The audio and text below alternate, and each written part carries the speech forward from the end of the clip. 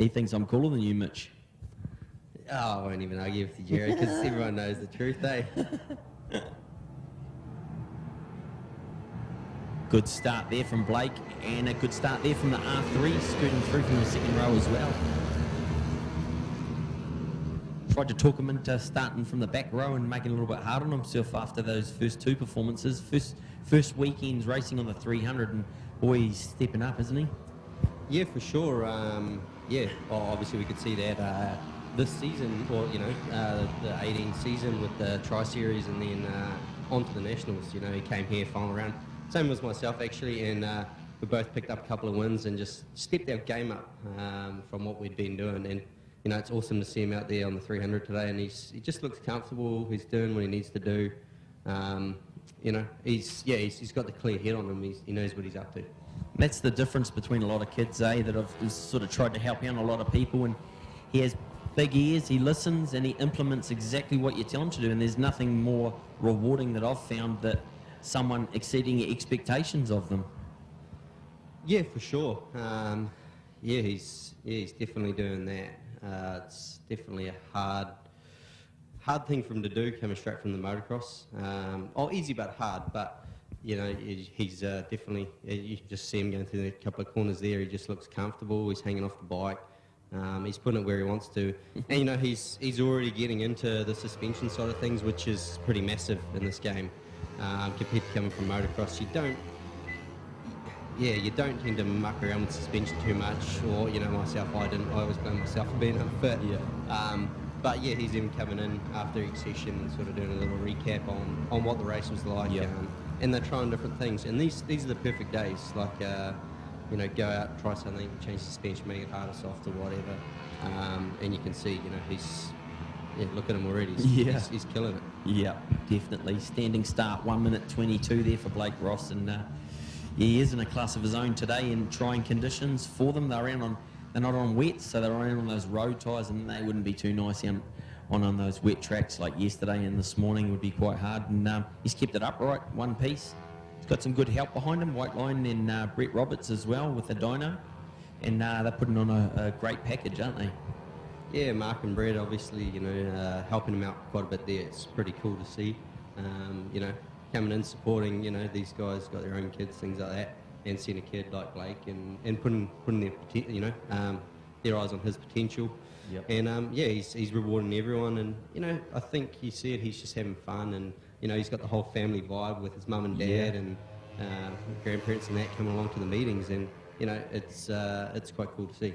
I'd just like to touch on that too. At the start of the season last year, when Blake put it forward that he was going to ride that 150 series, his mother and his grandparents were, no, we do not like motorcycling. And now, hey, the last round, what excitement. Like, it's success breeds success, and what a great season he had, finishing second last year. And now everyone's caught the bug and they're all into it. And everyone over at Pyro would all scoot round to his family house and watch it on Ctas Live, watching MU, Mitch, down there in the South Island. And it's cool, man. It's drawn the whole community and all of our work into it, and we're all cheering for him. Yeah, for sure. It's I think there's a good thing going at the moment with MNZ, and the entry-level classes like the Jigsaw Cup and the Super Sport 300 is growing. It's like you were talking about the wet this morning. There's a couple of rules there. Obviously, they need wets. It's dangerous being out on that sort of track that we had this morning and yesterday for testing. It's not ideal for these guys, especially like talking like Blake and a bunch of these other guys. It's learning, and you can't learn to ride. Everyone else is running wet, so why can't they? Yeah. It's a bit of a hard one there. Yep. Oh, clean pair of heels here for Blake Ross on number 25. He's just dropping his lap times more and more. He's down to the 20s now. We've got Neil there in second, Butson in third, Dyson, Augustine, Gibson, Parker there. Great ride from Sean Parker in 7th place. Keeling, Rao, Reddings, Sainsbury, Smith, Ansel, Lowe, Vanderberg, Gilgren, and in 17th, Van de Putten, and John down there in 18th. Sorry for all of the name pronunciation stuff up.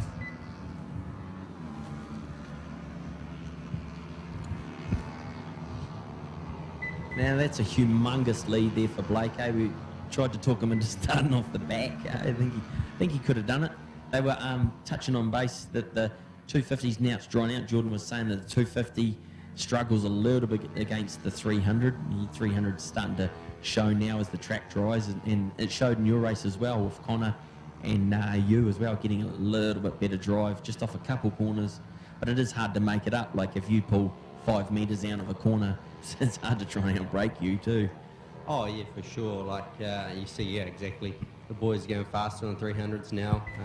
You know, you're always going to struggle against a bike with more horsepower. Well, can't tell Damo that because he comes out and he punches you in the face. He can really pedal a bike, and a lot of these kids, you know, that's the big one is, you know, for the likes of Damo in Australia, he's on the Honda. Unfortunately, it's a little bit underpowered, and there's a couple of rules that don't really suit the Honda and a couple of the other brands. Yep. You know, but he's out there making it happen, and you know, it's a little bit heartbreaking to see that he is he's restricted as such. It's almost a little bit of a penalty from the start, but it teaches you to be a better rider. Yep. And unfortunately, we saw that at Hampton Downs where he came out and he destroyed us. He qualified on pole, and you know, he had the speed, he can win, and yeah, it's going to be a good season. Me and him both on the superbikes. Hopefully, we can get the 2 Hondas out front, run away, and yeah, it's he's going to annoy me. I know that. You touch on special things, and like I think I'm pretty special, and I jumped on a 400 straight away, won the 400s, second year, second to Anstey, third year, third behind your old man and Jason McEwen, and almost won the superbikes as well. But you jumped straight onto a superbike, bro. First year, top 5, I think, and you got a podium as well, and then second year, 2 wins. Yeah, that's not too shabby, mate. Yeah, it's yeah, I'm pretty happy with what we've done so far. Yeah. The cool thing is knowing that we can come back, and the goal is obviously go faster than, you know, it's not so much going faster than everyone else, but going faster than I've been before. And if I can keep building on setup and make the bike better, I know I can go faster. And like today, I went faster than I've ever been around the short track, and you know, it's not ideal conditions over the back. There's still a bit wet. Yeah, so it was a good day. Another race win there to Blake Ross. That's 3 and a 3, and unbelievable start to his campaign on this 300, jumping up from the 150. Great ride there for Robert Milley in second. Ben Dyson there, great ride in third. Alex Buston in fourth. Sean Parker, great ride getting up into fifth. Josh Keeling, Augustine, Gibson, Rao, Reddings, Sainsbury, Ansel, Vanderberg, Lowe, Gilgren, Van der Putten, Smith, and John Michael Terry there in 18th place. Huge class, this one. Congratulations on your riding today, mate. It's nice to have you guys back, and it's great to see you guys come along to the Kawasaki Road Race Series and help out with Hamilton Motorcycle Club. Best wishes for the racing this year. They can all stay in touch with you and send through their best wishes on Facebook. Yeah, just contact us through Team Rex Racing Facebook page. You know, we've got a couple of things in the works for, you know, sort of towards the end of the year. We've got something big coming, especially teaming up with the guys here at Bruce McLaren Motorsport Park. So, yeah, it's something to look forward to. Cool, man. Thanks heaps, Mitch. Cheers.